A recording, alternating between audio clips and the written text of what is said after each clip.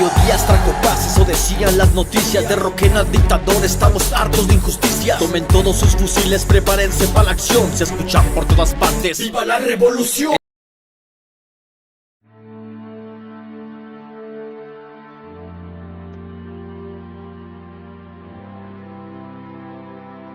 Nuestro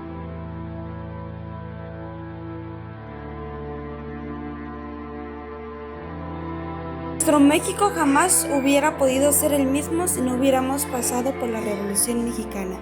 Iniciamos desde este punto y iniciamos desde 1917. El nacimiento de la Constitución de 1917. Con la fuerza militar a su lado, Venustiano Carranza convoca un Congreso Constituyente en la ciudad de Querétaro, al que concurrieron diputados carrancistas. El Congreso trabajó 2 meses dedicándose a elaborar una nueva Constitución Federal en la que se introducen reformas en su articulado y se establecen principios innovadores en materia agraria. Entre sus normas fundamentales pueden mencionarse las siguientes. El artículo 1 estableció el otorgamiento de garantías o derechos individuales a toda clase de mexicanos. El artículo 2 prohibió la esclavitud. El artículo 3 estableció la educación laica a escuelas oficiales y particulares. El artículo 4 consagró la libertad de trabajo y el artículo 5 prohibió los votos religiosos y el establecimiento de órdenes religiosas. Estos fueron las principales o las primeras artículos que estaban en la Constitución nueva.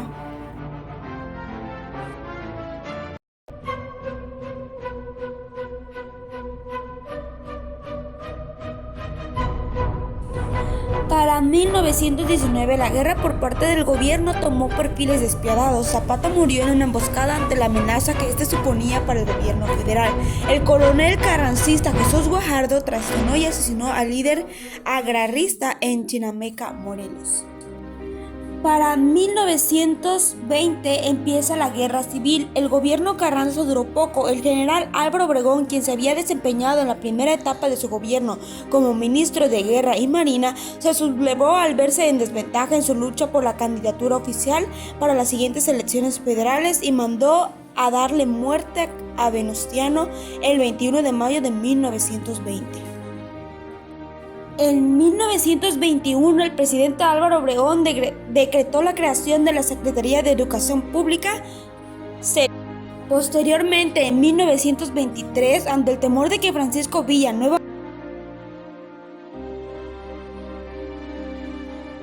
se levantara en armas durante la rebelión de la Huertista, los obregonistas deciden matarlo asesinándolo en Parral, Chihuahua, en julio. A su vez, en ese mismo año fue firmado el Tratado de Buscareli entre Estados Unidos y México durante el gobierno de Álvaro Obregón. A partir de este documento, México garantizaba los derechos de propiedad sin límite a particulares extranjeros y a todas las compañías petroleras estadounidenses. Durante este periodo, el papel de la mujer fue importante. Muchas de ellas seguían a sus esposos a la guerra y se dedicaban a alimentar y a curar a los soldados. Otras iban al frente cargando y movilizando las municiones o estaban armados con fusiles cuidando la retaguardia del ejército. Un sector importante de mujeres combatió en las filas revolucionarias. Las mujeres soldaderas eran comunes, conocidas como Adelitas, porque una canción compuesta a una de ellas llamada Adela Velarde Pérez. Otra participación importante fue Petra Herrera, quien se disfrazó de hombre para poder combatir tomando el nombre de Perro Herrera, quien tuvo gran reconocimiento entre sus compañeros de batalla. A pesar de su participación, ningún sector revolucionario levantó sus demandas a la lucha en el primer periodo de 1910 a 1917 y se concentró únicamente por los derechos de la tierra. Para 1924, Plutarco Elías Calles fue elegido presidente en las elecciones de 1924. En 1925 el Banco de México abrió sus puertas. Su creación cerró un largo periodo de inestabilidad y anarquía monetaria. El establecimiento del Banco de México se hace realidad gracias a los esfuerzos presupuestarios y de la organización del secretario de Hacienda. Durante este periodo, en 1926, comienza la Guerra Cristera y fueron aquellos mexicanos católicos y conservadores que resistieron con su levantamiento a la aplicación de la Ley Calles, la cual fue expedida el 4 de junio de ese mismo año, con el fin de acotar el culto y el sacerdocio católico en México conforme a lo establecido en la Constitución Política. En 1929 se funda el Partido Oficialista Revolucionario. Para 1930, el gobernador de Veracruz firma un decreto mediante el cual cambia el nombre de varios municipios del estado a nombres de santos religiosos, a nombres de personajes históricos. El 27 de septiembre de ese mismo año se publica la Doctrina Estrada, la cual dicta que México no debe intervenir de ninguna manera sobre los asuntos de los demás países. Para 1931, México ingresó a la Sociedad de las Naciones, de la cual había sido vetado por las diversas problemas políticos que había tenido anteriormente, pero para este año ya había podido ingresar. En 1932 hasta 1934, el presidente interino Abelardo Rodríguez, quien actuaba como presidente sustituto, del 3 de septiembre de 1932 al 30 de noviembre de 1934, promulgaría la reforma antireeleccionista y también instauraría el salario mínimo en el país, haciendo el aumento de este, mientras que en 1934 el presidente Lázaro Cárdenas citaría dos hechos importantes, ya que se empezaría con el programa de nacionalización de la industria petrolera, la reforma agraria, la expansión industrial y se implementaría el plan sexenal. Como un punto de dato interesante, en 1935 en el ámbito económico se crea el Banco Nacional de Crédito de Gilda, aunque en 1936 se lleva a cabo la creación del Instituto Politécnico Nacional, la cual sería la Escuela Superior de Ingeniería y Eléctrica, Unidad Ticomán IPN, fundada el 1 de enero de 1936 en la Ciudad de México. Aunque en este mismo año se lleva a cabo la creación de la Confederación de Trabajadores de México, la cual es una central sindical obrera, fundada el 24 de febrero de 1936. Actualmente en el liderazgo de nuestro secretario general, el senador Carlos Aceves del Olmo. En 1936, también como dato interesante, en el ámbito político se llevaría a cabo el exilio de Plutarco Elías Calles. Aunque en 1938 el gobierno del presidente Lázaro Cárdenas nacionaliza las compañías petroleras extranjeras. El 18 de marzo de 1938 expediría el decreto de la expropiación petrolera, el cual consistía en la apropiación legal del petróleo, que explotaban 17 compañías extranjeras que tenían el control de la industria para convertirse en propiedad de los mexicanos. Y en 1938 se llevaría a cabo la fundación de Pemex, que hasta en la actualidad ha sido una empresa estatal productora transportista para mantenerse como una refinadora y comercializadora de petróleo y gas natural de México, que sería creada por el presidente Lázaro Cárdenas del Río el 7 de junio de 1938. Asimismo, un año después, en 1939, se lleva a cabo la transformación de la Casa de España. Esto beneficiaría al ámbito educativo, ya que en 1940 este se transforma en el Colegio de México y se vuelve una institución permanente y se insertaría al sector de la educación pública en México.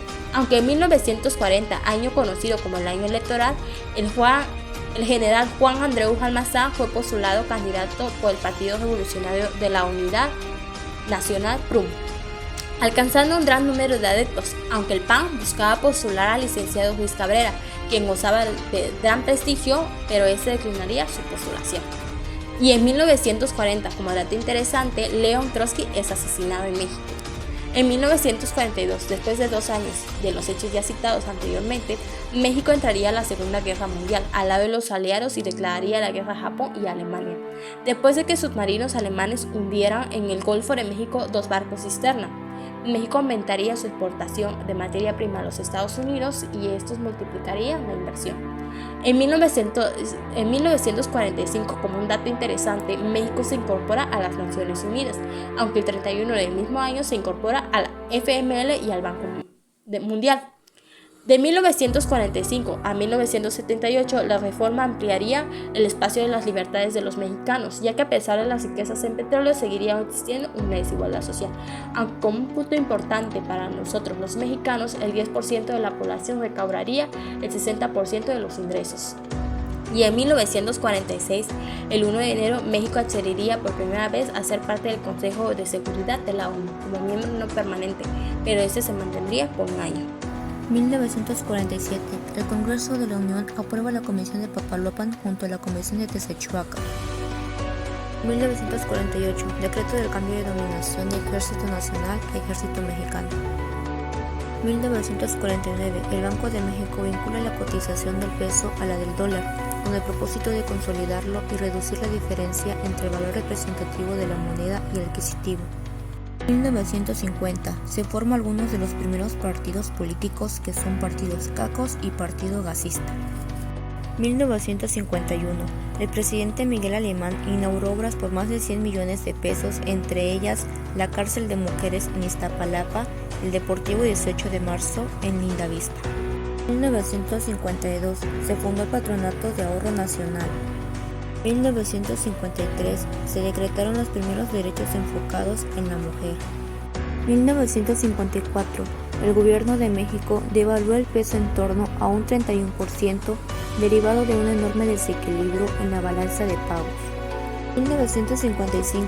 Por primera vez, las mujeres votan en México. 1956. En México, el ejército toma de manera violenta el internado del Instituto Politécnico Nacional.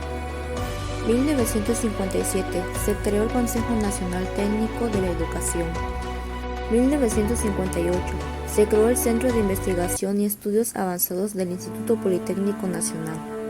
1959. Año en que fue inaugurado el Autódromo de la Ciudad de México. La vida cotidiana de los mexicanos transcurre al ritmo de la paz social y la estabilidad política y económica que había alcanzado el país bajo el sistema político priista. 1960. Masacre contra estudiantes en la Ciudad de México. 1961. El gobierno implementa ayuda a niños de la calle con el Instituto de Protección a la Infancia. En 1962 a 1976, en el ámbito económico, la economía mexicana mantuvo un ritmo de crecimiento superior al de 1961. La evolución económica latinoamericana en 1962 fue verdaderamente desalentadora. El desarrollo de la economía mexicana de 1962 tuvo lugar en condiciones de relativa estabilidad monetaria interna y de una fuerte posición externa de la moneda nacional. El índice de precios al mayoreo en la capital subió entre diciembre de 1961 y noviembre de 1962. Las actividades productivas se desarrollaron desde la primavera pasada en un ambiente de oferta relativamente abundante del crédito, en parte como consecuencia de la repatriación de capitales nacionales que habían salido del país en 1961 a raíz de la crisis en el Caribe. En 1964 se produjo un apreciable aumento en el ingreso real de la población. En 1965 la evolución del comercio exterior de México fue positiva, aunque ha persistido la debilidad estructural de las exportaciones. El programa de desarrollo agropecuario, paso indispensable para superar los desequilibrios parciales de la producción agrícola de México. En 1967, la economía de México pudo absorber muy satisfactoriamente el impacto derivado de la reducción de los ingresos por exportación y conseguir un ritmo de crecimiento compatible con la tendencia histórica del desarrollo. En 1968, la economía ya se había portado bien, claro, bien en términos de crecimiento medido por el Producto Interno Bruto, bien en términos de estabilidad. En 1969, aunque los indicadores hasta el momento disponibles son aún incompletos, todo parece apuntar que en el sentido de que en 1969 la economía mexicana alcanzó un año más de crecimiento a un ritmo similar al de la tasa histórica, de algo más del 6%. Entre 1970, México logró tasas de crecimiento económico elevadas, que promediaron anualmente, me parece que el 6.6%, lo que significó un aumento del 3% anual del producto.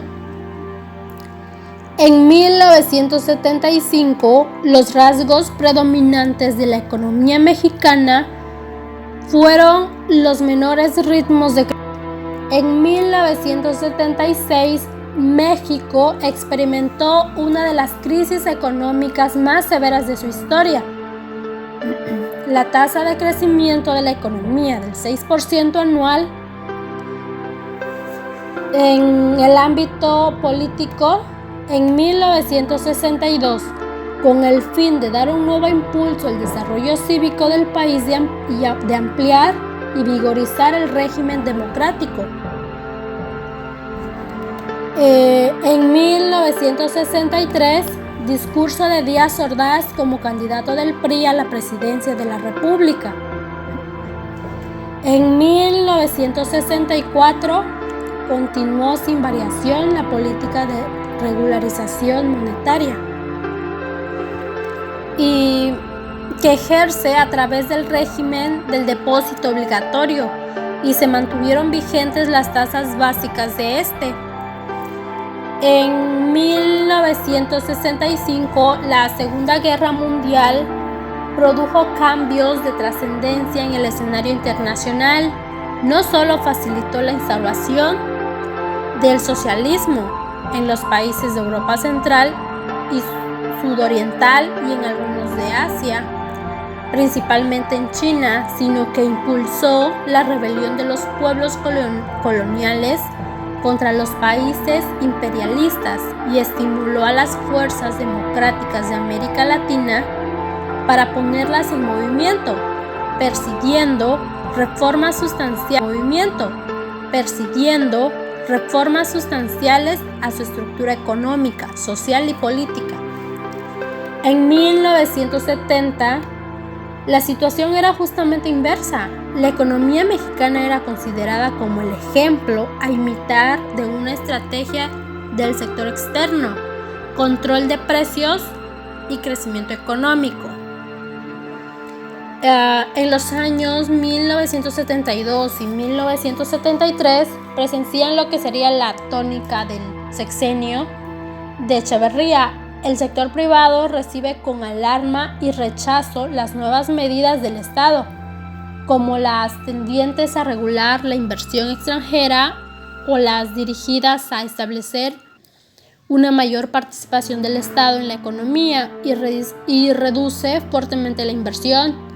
El sector público adopta una política de recurrente aceleración y freno del gasto público. En el ámbito educativo, en 1962, la cantidad de alumnos de educación básica que lograron una carrera universitaria representa el 15.5% de la población de alumnos que cursaron su educación básica. Esto refleja que las familias mexicanas ponen muy poca atención e importancia a la educación, siendo el caso de la educación superior universitaria. La reforma educativa en el año, me parece que en el año 1970, la reforma educativa en el año, me parece que en el año 1970 a 1976 es el intento de reformular los procesos de subjetivación posteriores a la crisis del 68 y de insertar los controles de la vida en los dispositivos estatales de seguridad. La educación es parte de los dispositivos del gobierno de la población, un campo de formación de subjetividades, prácticas, habilidades y valores. Desde el discurso de toma de posesión se advierten las articulaciones entre las cuestiones económicas, soberanas, individuales y demográficas. Muy bien, en el ámbito religioso se considera que la primera de esas etapas terminó en el año 1968, al coincidir los movimientos sociales y políticos mundiales con la reforma interna de la Iglesia promovida por el Concilio Vaticano. En esta primera etapa, el conflicto añejo entre el Estado y la Iglesia fue el criterio que predominó en los estudios referentes al tema. La religión es un rasgo de integración de los pueblos porque permite, entre otros aspectos, crear lazos de identidad y sentido de pertenencia.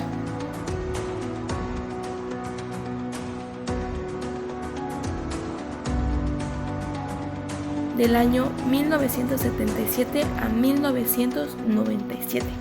Bien, en 1977 no se crearon instituciones porque México se encontraba en una crisis muy severa desde la Revolución.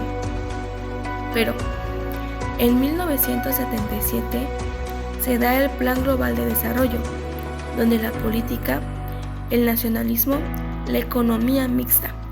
La economía era el petróleo, que era la palanca del desarrollo y lo social. En 1979, Plan Mundial de Energía, donde Portillo propone el Plan Mundial de Energía ante la ONU. Ya se hablaba de la necesidad de comenzar una transición hacia fuentes renovables. En 1979, Programa Mexicano de Energía, para terminar con la dependencia de hidrocarburos y la implantación de impuesto al IVA. En 1981, Programa Nacional de Alfabetización. Se estableció tal programa, Programa Nacional de Educación a Grupos Marginados, Educación para Todos, cuyo objetivo fue asegurar la educación primaria a todos los niños del país. En 1982, la crisis petrolera. Se anunció el descubrimiento de grandes yacimientos petroleros. Entonces, el gobierno mexicano recurrió a préstamos para que Pemex aumentara sus ingresos. Pero la deuda había aumentado y el precio del petróleo había comenzado a disminuir, con una devaluación al dólar de 22 a 70 pesos, al punto que se anunció la quiebra de la economía mexicana. En 1983, Reforma Agraria. Se da la aprobación de la Ley Federal de la Reforma Agraria. En 1987, Partido Mexicano Socialista. Se creó tal partido y fue el último esfuerzo de unificación de los diferentes partidos de izquierda mexicanos y el último partido político que usó oficialmente la palabra socialista en su nombre. En 1990, Organización Mundial del Comercio, sustituyente al GATT. En 1994, se da la creación de telesecundarias para que todos pudieran estudiar. Se establecen las escuelas telesecundarias y un sistema ENDUSAT, que es un sistema de televisión con señal digital comprimida que se transmite